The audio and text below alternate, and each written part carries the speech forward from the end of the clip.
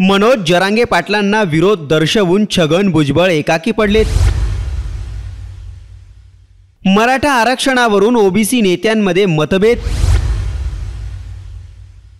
बबनराव तायवाडे यांच्या प्रतिक्रियेने चर्चांना उधाण। मराठा आरक्षणासंदर्भातील मनोज जरांगे पाटील यांच्या जवळपास सगळ्याच मागण्या सरकारने मान्य केल्यात।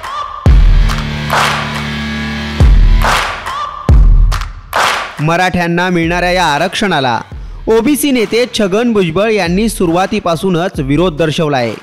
आरक्षणाची घोषणा झाल्यानंतरही त्यांनी नाराजी व्यक्त केली आहे, तसंच तीव्र विरोधही नोंदवला आहे। मराठ्यांना मिळालेल्या आरक्षणाविरोधात त्यांनी ओबीसी आणि इतर समाजाला एकत्र येण्याचं आवाहनही केलंय। मात्र ओबीसी समाजाच्या संघटनेतून आलेल्या प्रतिक्रियेने राजकीय वर्तुळातील चर्चांना उधाण आलंय। मराठा आरक्षणाला विरोध दर्शवून मंत्री छगन भुजबळ एकाकी पडलेत, अशाही चर्चा रंगू लागल्यात। आणि म्हणून आपण जर अभ्यास केला तर लक्षात येते कुठल्याही प्रकारचा बदल झालेला नाही। जी सगेसोयऱ्याची भाषा यांनी करण्याचा प्रयत्न केला, वडिलाकडील नातेवाईक म्हणजे सगेसोयरे असा त्या राजपत्रामध्ये उल्लेख मला दिसून येतो। पण काल छगन भुजबळांनी भूमिका मांडताना असं स्पष्ट केलंय की मी या सगळ्याचा अभ्यास केला, चिंतन मनन केलं, त्यानंतर बोलतोय यामध्ये वाटेकरी वाढत आहे असा त्यांचा दावा आहे। मला तरी वाटत नाही कुठल्याही प्रकारचे वाटेकरी वाढतं, कारण मी तुम्हाला सांगितलं कालसुद्धा की जे काही 54 लाख 57 लाख सांगतात आहे त्या नोंदी जुन्याच नोंदी आहे, जुनेच प्रमाणपत्र दिल्या गेलेल्या आहे। 0.01% या नवीन नोंदी सापडल्या असतील असं जर आपण गृहीत धरलं तर ज्यांच्या नोंदी सापडल्या त्यांना प्रमाणपत्र देण्यापासून कोणी थांबवू शकत नाही।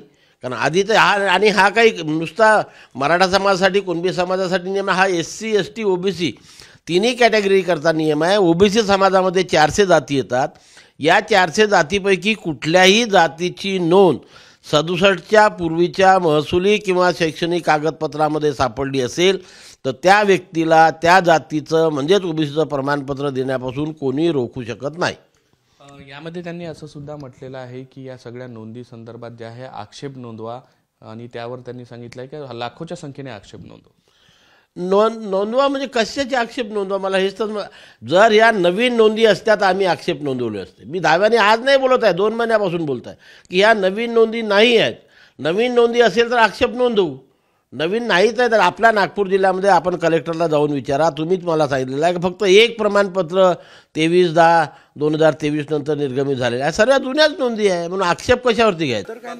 बबनराव तायवाडेंनी असं म्हटलंय की ते ठीक आहे ना, समर्थन नाही म्हटलंय ते ठीक आहे, नसेल तर नसेल। मला स्वतःला असं वाटतं की हे जे आहे हे आमच्यामध्ये 374 वाटेकरी होते वेगवेगळ्या जातीचे, ते ज्यांना आम्ही सामावून घेतलं। आता 1000 वाटेकरी झाले, म्हणजे 374 वाटेकरी जे आहेत त्यांचा हक्क कमी होणार। साधा सिंपल आहे, दॅट सिंपल। एवढं काय त्याच्यासाठी फार मोठं काय तत्वज्ञान आणि अभ्यास करावा लागत नाही आहे। ओबीसीचे असलेले 54% आणखीन तुम्ही 20-25% जर घुसवले,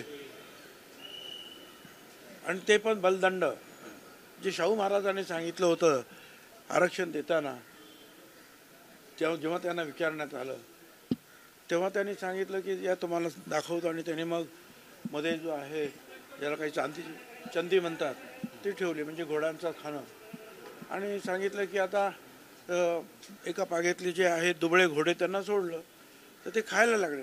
आता म्हणे ते दुसरे घोडे सोडायचे तगडे आहेत, तर ते आल्यावर त्यांनी जे आहे ते बाकीच्यांना लाथा घालून हाकलून दिलं, ते बाकीचे राहील जे दुबळे घोडे होते ते मागे राहिले। त्यासाठी शाहू महाराजांनी म्हटलं की याच्यासाठी आरक्षण द्यायचं आहे।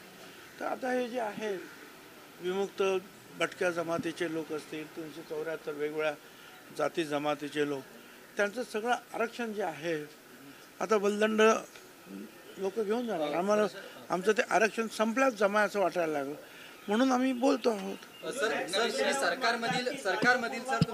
तायवाडे भाऊला त्याच वेळेस सांगितलं होतं मी, खरं खूप दिवस झाले त्याला, की यांच्या नादी नका लागू, हा राजकारणी माणूस आहे। हे आपले तुमचे आमचे गावखेड्यात संबंध आहेत, ओबीसी बांधव मराठा बांधव हे प्रेमानं राहत आहेत एकमेकाला। राजकारणामध्ये याच्या फायद्यासाठी, याचे केसेस मागे घ्यायसाठी, याचा राजकीय स्वार्थ घेण्यासाठी हात उपयोग करायला लागला। तुमची जी मूळ मागणी त्या मागणीला हा हात घालत नाही, आणि धनगर बांधवांच्या आरक्षणाला हात घालीत नाही. गोरगरीब धनगर बांधवांना हा त्रासदायक माणूस आहे. चांगले संबंध खराब होतात. आता उशिरा का व्हायना, बरं झालं उशिरा का व्हायना त्यांच्या लक्षात आलं हा माणूस चांगला नाही आहे. हा माणूस त्यांच्या वैयक्तिक त्यांच्या समाजातसुद्धा कलंक आहे आणि राज्य मंत्रिमंडळाला तर 100% कलंक आहे हा माणूस. हे मराठ्यांच्या विरोधात विष पेरणारा माणूस आहे. खूप दिवसानं का व्हायना, नंतर का व्हायना, परंतु त्यांच्या लक्षात आलं ते चांगलं झालं. त्यांचाच फायदा होईल आता, कारण हा माणूस जवळ करण्याच्या लायक नाही. यांनी मराठ्यात ओबीसीत एवढे मोठे भांडणं लावले असते, पण मराठा हुशार. आणि मी माझ्या मराठ्याला विनंती केली की आपण शेवटी एक आहेत ओबीसी बांधवाने, आपण वाद करू नका. मी पहिल्यापासून सांगतोय, या 57 लाख नोंदी मिळाल्यात, ह्या तुम्हाला रोखता नाही येणार. ह्या ओबीसी आरक्षणातल्या आहेत. तुम्ही नोंदी सापडल्यात, उदाहरणार्थ आमचा 7-12 सापडला तरी तुम्ही म्हणता ती जमीन माईची. असं कसं शक्य आहे? तुमची सापडल्यावर आम्ही तसंच म्हणायचं का? नाही, त्याला अनमुठपणा म्हणायचं, त्याला दादागिरी म्हणायची. नोंदी सापडल्यात, मराठा काहीही केला तरी ओबीसी आरक्षणात येणारच आहे. त्यापेक्षा तुम्ही जर आत्ता तायवाडे भाऊ बोलले तसं जर बोल झालं, अडचण नाही ना. काय अडचण आहे तुमच्यात आणि आमच्यात? काहीच अडचण नाही आहे. पण तो तसं नाही, नोंदी मिळाल्या तरी आत येऊ नका असं बोलतंय ती. हे बाकीच्या ओबीसी नेत्यांना आणि बांधवांना सुद्धा माझी विनंती आहे की आमच्या नोंदी सापडल्यात ओबीसी आरक्षणातल्या, त्या काहीही केल्या, देव जरी आडवाला तरी आम्ही आत येणार आहेत. त्यापेक्षा तुम्ही आडवं पडू नका. तुमचे आमचे संबंध चांगले आहेत. धन्यवाद त्यांना उशिरा का होईना चांगली भूमिका त्यांनी घेतली. भुजबळांच्या या भूमिकेमुळे ओबीसीचं खरंच भलं होणारच नाही असं तुमचं म्हणणं आहे का? कधी झालंय म्हणून आता होईल. 12 बलुतेदारांना खाऊ देत नाहीत. 12 बलुतेदारांची संघटना मला भेटली. ते राठोड साहेब होते, बरेचसे लोक होते त्यांचे, ते बांधव भेटले की हे आम्हाला खाऊ देत नाही. आमचा वेगळा प्रवर्ग करा म्हणलं. आपला पाठिंबा आहे वेगळा प्रवर्ग करण्यासाठी त्यांना, आणि मी ती मागणी करणार आहे. एकदा आमचा हा मराठ्यांचा ज्वलंत मुद्दा आहे. हा एकदा कडेला लागला, मराठ्यांना एकदा सगळं आरक्षण मिळालं की वेगळा प्रवर्ग मी छोट्या छोट्या जातींचा ओबीसी बांधवांचा करायलाच लावणार आहे. आणि धनगर बांधवांना हे आरक्षण कसे देत नाही तेही बघणार आहे, आणि मुस्लिम बांधवांना कसं आरक्षण देत नाही ते सुद्धा मी बघणार आहे.